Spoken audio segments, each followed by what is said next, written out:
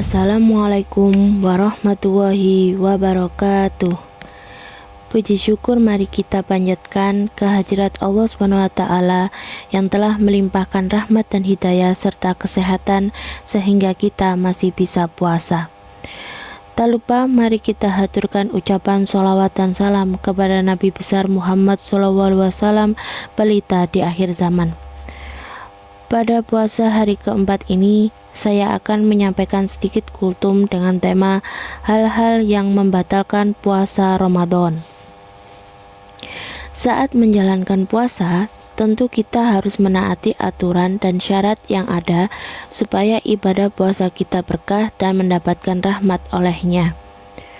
Puasa adalah ketika kita diharuskan untuk menahan hawa nafsu yang ada dalam diri sejak terbit fajar hingga terbenamnya matahari dengan niat karena Allah SWT.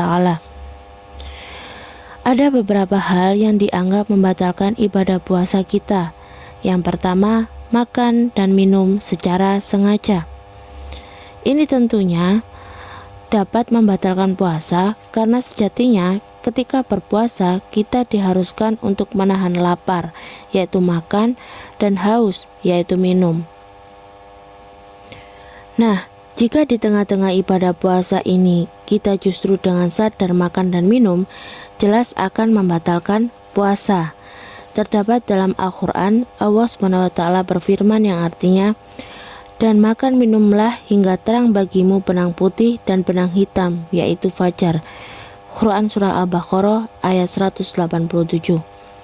Berdasarkan ayat tersebut menjelaskan bahwa kita boleh makan dan minum apa saja sebelum terbitnya fajar.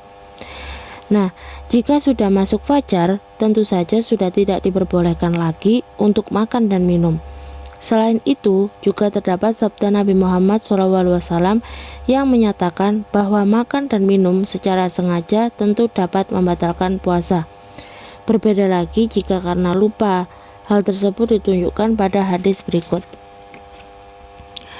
Dari Abu Hurairah radhiyallahu anhu, Nabi Muhammad SAW bersabda, "Siapa saja yang makan karena lupa, padahal ia sedang berpuasa, maka hendaknya ia melanjutkan puasanya, karena sesungguhnya Allah lah yang memberinya makan dan minum." Hadis riwayat Bukhari Muslim. Yang kedua, muntah. Sama halnya dengan makan dan minum, muntah dapat membatalkan puasa apabila dilakukan secara sengaja. Maka dari itu, apabila tengah sakit, dianjurkan untuk tidak melaksanakan puasa terlebih dahulu. Bagaimana dengan muntah yang disengaja? Hal tersebut dijelaskan dalam sabda Rasulullah SAW, yaitu orang yang muntah tidak perlu mengqadha, tetapi orang yang sengaja muntah wajib mengqadha. Hadis riwayat Abu Daud, Tirmizi, Ibnu Majah, Ibnu Hibban, dan Al-Hakim. Yang ketiga, haid atau nifas. Hal ini akan dialami oleh para wanita yang tengah berpuasa, lalu tiba-tiba dirinya mendapatkan haid, maka otomatis puasa yang dijalaninya akan batal. Meskipun haid tersebut terjadi menjelang terbenamnya matahari atau hampir waktu berbuka. Sama halnya dengan wanita yang tengah hamil dan tiba-tiba keluar darah nifas, maka puasa yang dijalaninya akan menjadi batal.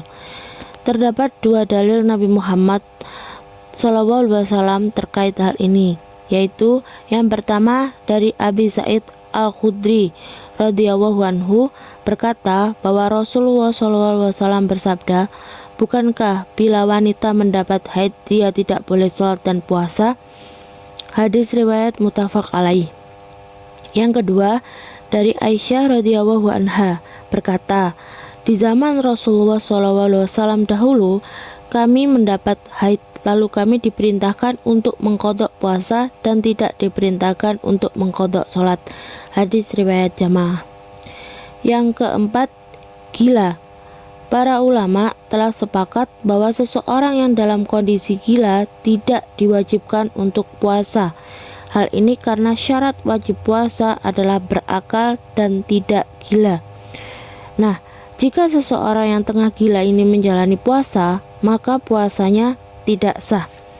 Rasulullah SAW dalam hadisnya juga telah menjelaskan hukum puasa tidak berlaku atas 3 orang, yaitu anak kecil hingga dia balik atau dewasa, orang gila hingga dia waras, dan orang tidur hingga dia bangun. Hadis riwayat Abu Daud dan Ahmad. Dirinya diperbolehkan puasa dengan mengqadha pada hari lain jika telah sadar dan sembuh dari penyakit gila tersebut. Demikian sedikit kultum yang bisa saya sampaikan. Semoga bermanfaat dan menambah wawasan kita selama puasa Ramadan. Wassalamualaikum warahmatullahi wabarakatuh.